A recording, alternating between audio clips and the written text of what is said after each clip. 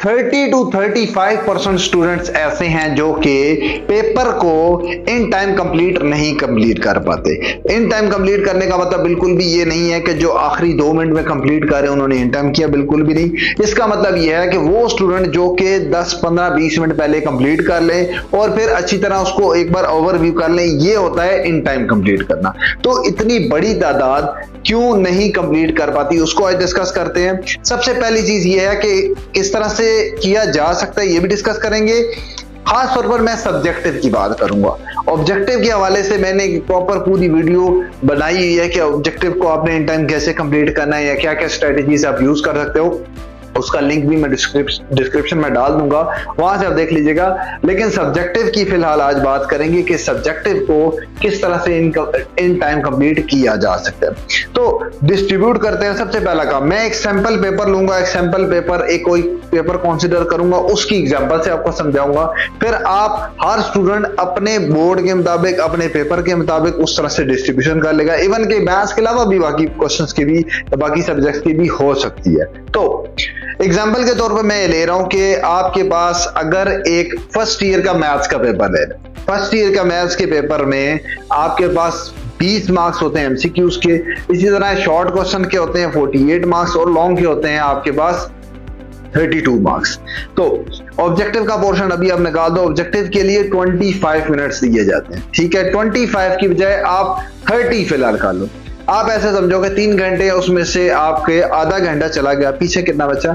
2.5 घंटे। 2.5 घंटे मतलब आपके पास मिनट्स में इजी होगी कैलकुलेशन, 150 मिनट्स, 150 मिनट्स आपके पास बचे हैं जिसमें आपने क्या करना है, सब्जेक्टिव पोर्शन करना है। तो पहला काम आप क्या करोगे, सबसे पहले आप आधा घंटा उसमें से, जो भी स्टूडेंट है, जो भी सब्जेक्ट है, जो भी बोर्ड है, आपने उसमें से आधा घंटा बिल्कुल साइड पे कर लेना है कि आपने समझनी नहीं है कि 2.5 घंटे। आपने कैलकुलेशन किस लिहाज से करनी है, 2 घंटे के लिहाज से, कि 2 घंटे अगर आपके पास हो तो उसमें आपका पर क्वेश्चन कितना आपका टाइम लेना चाहिए। आपको एक आपके पास बेस्ट टाइम क्या है कि इतना टाइम अगर आप ले रहे हो इसका मतलब है आप ठीक कर रहे हो, इन टाइम आप कर रहे हो, कोई टेंशन वाली बात नहीं। वो हम कैलकुलेट करेंगे। और आधे घंटे का मार्जिन रखने का मतलब है कि जाहिर सी बात है प्रैक्टिकली जब आप करोगे तो थोड़ा सा लेट उससे होगे, या ऐसा भी होगा कि क्वेश्चन गलत आ जाता है, दोबारा अटेम्प्ट करना पड़ता है। तो आपने वो आधे घंटे का मार्जिन इसलिए रखा है, रीअटेम्प्टेशन के लिए, रिव्यू के लिए, इसलिए मैंने वो आधा घंटा बिल्कुल साइड में कर दिया। 2 घंटे पे आ जाते हैं। 2 घंटे हैं,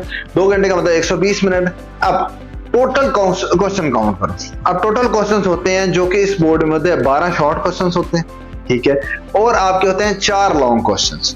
अब 12 शॉर्ट का मतलब है मैंने काम क्या करना है, डिस्ट्रीब्यूशन किस तरह से इजीली हो जाएगी, मैंने लॉन्ग को भी एक तरह का शॉर्ट की फॉर्म में कन्वर्ट कर लेना है। कैसे? अगर आपके पास एक लॉन्ग है, एक लॉन्ग के लिए जितने मार्क्स हैं उसमें आपके 2 शॉर्ट हो जाते हैं। मतलब एक लॉन्ग के लिए अगर वो 8 मार्क्स का है, ठीक है, तो शॉर्ट क्वेश्चन है 4 मार्क्स का। इसका मतलब यह है कि अगर 2 शॉर्ट मिलाएं तो एक लॉन्ग के जितने मार्क्स बनते।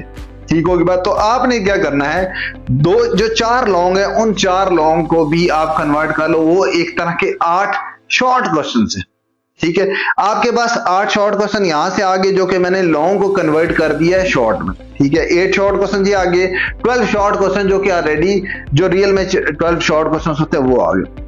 अब 12 आपके शॉर्ट क्वेश्चंस और ये भी इसमें 8 ऐड कर लो, कितने हो गए, ये आपके पास हो जाते हैं 20 शॉर्ट क्वेश्चंस। अब 20 शॉर्ट क्वेश्चंस हैं, आप ऐसे समझो कि हाँ मेरे पास 20 शॉर्ट क्वेश्चंस है, मेरे पास टाइम कितना है, टाइम मेरे पास अभी जो हमने कैलकुलेट किया था कि हमारे पास 2 घंटे रखे थे, कि 2 घंटे हैं और मेरे पास है जी 20 शॉर्ट क्वेश्चन। तो खुद ब खुद 120 मिनट्स जो कि 2 घंटे बनते, 120 मिनट को आप डिवाइड कर दो शॉर्ट क्वेश्चन के, कितने आपके टोटल शॉर्ट क्वेश्चन बनते हैं, 20 शॉर्ट क्वेश्चन से डिवाइड करोगे आपके पास आ जाता है 6, ठीक है। मैं सिर्फ एक सैंपल पेपर इसलिए ले रहा हूं एग्जांपल के तौर पे, आप अपने क्वेश्चन पेपर के लिहाज से कैलकुलेट करोगे 6 मिनट। इसका मतलब है मेरे पास एक शॉर्ट क्वेश्चन करने के लिए 6 मिनट बनते। अगर मैं 6 मिनट में वो कर पा रहा हूं तो मैं बिल्कुल सही स्पीड से जा रहा हूं, ठीक होगी बात। अब आ जाते हैं इसको प्रैक्टिकली कैसे डील करना। देखो आपके पास ये तो आपको सिंपल सी बात है कि आप क्वेश्चन कर रहे हो, 6 मिनट का तो मार्जिन रखोगे नहीं ना, इतना टाइम होता है कि आप बार बार कैलकुलेट करते रहोगे भाई 6 मिनट मेरे हो गए नहीं हो गए। तो आप इसका एक रैंडम एस्टिमेट रखो भाई 6 मिनट में अगर ये क्वेश्चन होता है तो आपके 10 क्वेश्चन कितने मिनट में होने चाहिए, 60 मिनट्स में। 60 मिनट्स का मतलब है 1 घंटा। तो अगर आपके एक घंटे में आपके 10 क्वेश्चन हो रहे हैं, आपने घंटा हो गया, घंटा गुजर गया, अच्छा 9 बजे पेपर स्टार्ट हुआ, 10 बज गए, या 10 बजे से आपने स्टार्ट किया है सब्जेक्टिव पोर्शन, 11 बजे हैं और आपका 1 घंटे में 10 क्वेश्चन हुए हुए हैं। इसका मतलब है ये है कि आप सही स्पीड से जा रहे हो, आपको कोई यहाँ पे स्पीड ज्यादा करने की जरूरत नहीं है, ना उसको स्लो करने की जरूरत है, मतलब आप सही जा रहे हो, टेंशन वाली कोई बात नहीं। मसला कहाँ पे होता है? मसला वहां पे होता है कि जब स्टूडेंट, इस तरह के स्टूडेंट आखिरी जब 10 मिनट रह जाते हैं तो पता चलता है अच्छा ये तो 10 मिनट अनाउंसमेंट होगी, 10 मिनट हमारे अभी तक 5 क्वेश्चन रहते हैं, ठीक है, तो साथ साथ उनकी कैलकुलेशन, साथ साथ एस्टिमेट लगाते नहीं है कि हाँ मैं टाइम पे सही जा रहा हूँ, मैं पीछे तो नहीं हूँ, आगे तो नहीं हूँ, फिर वो उस तरह से कवर भी नहीं कर पाते। इतना टाइम पे, बिल्कुल एंड टाइम पे आप कवर करोगे तो कैसे कवर होगा? सिंपल सी बात है, अगर मैं आपको एक काम करने के लिए दूं कि भाई ये आपने काम करना है, आपने जी ये इतनी देर में करके रखते हैं, और मैं मार्जिन जब आपको दे दूं भाई इतनी टाइम में करना है आपने, ये इतना टाइम है, तो आप उसको थोड़ा स्पीड लगाओगे, लेकिन उसके पास इतना मार्जिन भी होना चाहिए ना। अब मैं कहूंगा अच्छा ये आपने काम कंप्लीट करना है, अब आपके पास 2 मिनट रहेगा, अब इसको कंप्लीट करा, अब वो कैसे इतने मार्जिन में कंप्लीट होगी?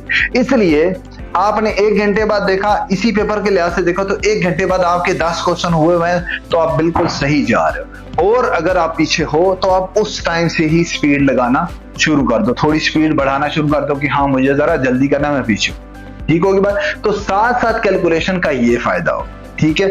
ये है पेपर में किस तरह से अटेम्प्ट करना है। अब दूसरी चीज आ जाता है कि किस तरह से आप उसको पेपर से पहले ही ऐसी तैयारी करो कि ऐसी नौबत ही ना आए कि आपके 10 मिनट में अभी 1 घंटा हो गया और आपके अभी तक 5 क्वेश्चन हुए, ऐसी नौबत ही ना आए। और वो कैसे ठीक होगा? जब आपको पता चल गया कि 108 क्वेश्चन की आपकी बोर्ड में ये कैलकुलेशन होने वाली है कि 6 मिनट होने आपके पास, तो आप एक्सरसाइज की जब प्रैक्टिस कर रहे हो, जब आप शॉर्ट क्वेश्चन अटेम्प्ट कर रहे हो, तो आपके पास उसी टाइम ही खुद को लिमिटाइज कर दो कि मैंने 5 मिनट में या 6 मिनट के अंदर अंदर, मतलब मैंने 5 मिनट में एक क्वेश्चन करना है। अगर मेरा ज्यादा लेट हो रहा है तो मैंने नेक्स्ट क्वेश्चन में क्या करना है, कोशिश करनी है कि 5 मिनट से ऊपर नहीं जाए, ठीक होगी बात? जब इस चीज की प्रैक्टिस होगी, अब जाहिर सी बात है पेपर में आपका कॉम्बिनेशन ऑफ क्वेश्चंस होता है, मतलब कलेक्शन ऑफ क्वेश्चन इस तरह से होता है कि बहुत छोटे भी होते हैं, कुछ बड़े क्वेश्चंस भी होते हैं, लेकिन आप कोशिश करो कि आपने कोई भी क्वेश्चन वो आपका 5-6 मिनट से ऊपर ना जाए, इस चीज की कोशिश करोगे।